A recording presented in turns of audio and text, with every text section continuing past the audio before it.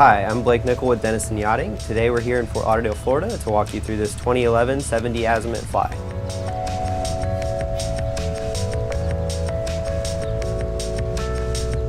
This Azimut has a 4-stateroom, 4-head layout and features an inviting flybridge. Not only is the flybridge a great summertime lounge area, it has a fully functional helm, and it also serves as your tender deck. This captain-maintained yacht has a gorgeous interior, and her design allows for a lot of natural light. One of the things that drew me to this listing, and probably you to this video, is her striking blue hull color. As we start today's breakdown, we find ourselves aft on her hydraulic swim platform. 3 steps up from the swim platform brings us to her aft deck. Upon stepping into the aft deck, both sides feature a cleat and electric capstan.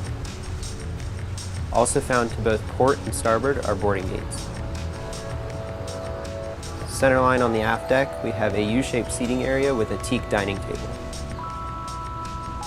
Forward on the port side are boarding stairs to her flybridge.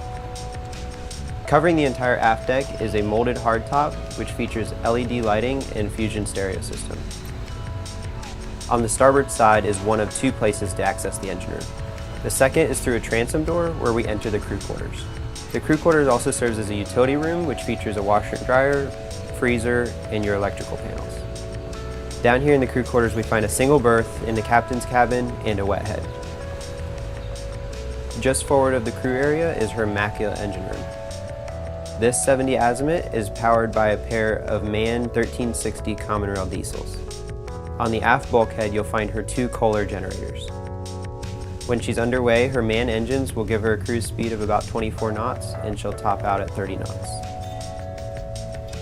Our next stop on today's walkthrough is going to be the foredeck, which is accessible by safe, wide walkarounds. These walkarounds are complemented by high, heavy-duty stainless railings. If you're looking for a secluded place to lay out in the sun, this centerline sun pad is perfect and also has grab rails and cup holders. Forward of her sun pad is her ground tackle, which features a Lofgren's windlass with foot controls. Next, let's jump onto the aft deck where we're going to access the salon. One of the great features about the entrance to the salon is that 2 of the 3 glass panels slide completely out of the way. As I mentioned before, this salon space is conducive to a lot of natural light and has an open, airy feel. There's seating for 6 on the starboard side and an entertainment center on the port side. This space also has a high-low TV and surround sound. Forward of the TV is storage designated for flatware and glassware.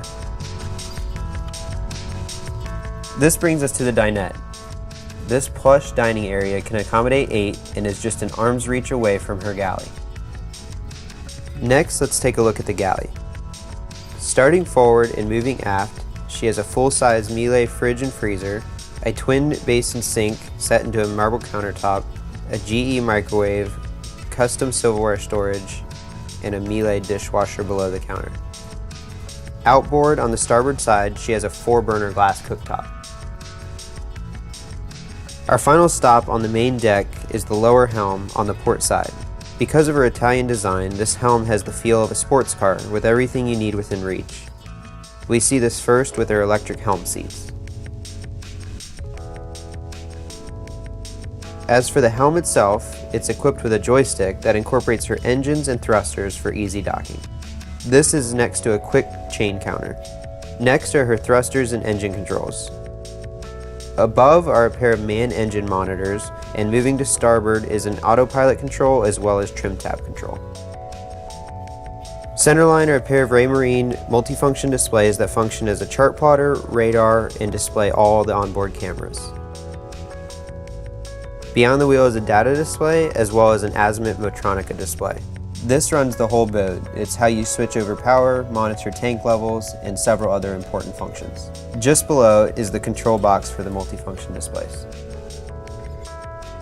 Next, I want to show you the guest accommodations. The first of 4 is aft and is her full beam master stateroom. Centerline is a queen berth with a leather headboard. To starboard is a seating area that doubles as both vanity and a great breakfast nook.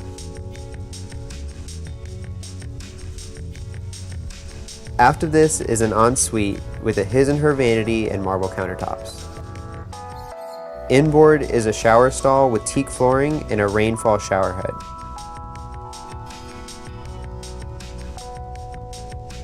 Now on the port side is a storage space under the window, and aft a walk-in closet. The second guest stateroom is on the starboard side of the lower companionway. It features twin berths and an ensuite.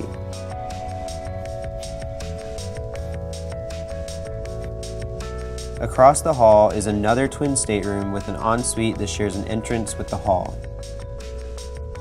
Her final stateroom is the VIP, which is all the way forward in the bow.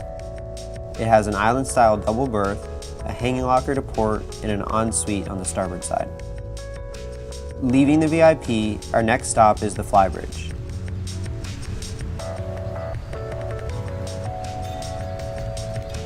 Starting aft is her tender deck.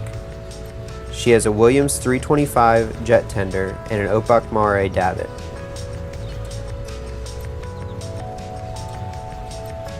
Forward is a large alfresco dining area with a teak table.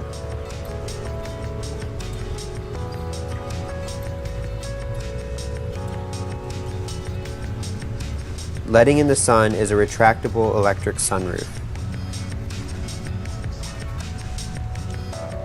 To port is a grilling station with a sink and prep area, and both a fridge and ice maker below.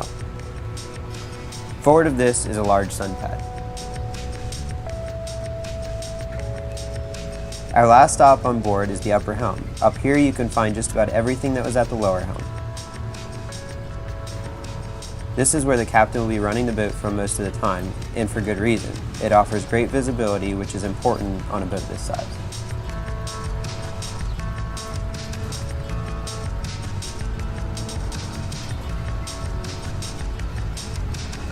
Thank you for joining me on today's walkthrough of this 2011 70 Azimut.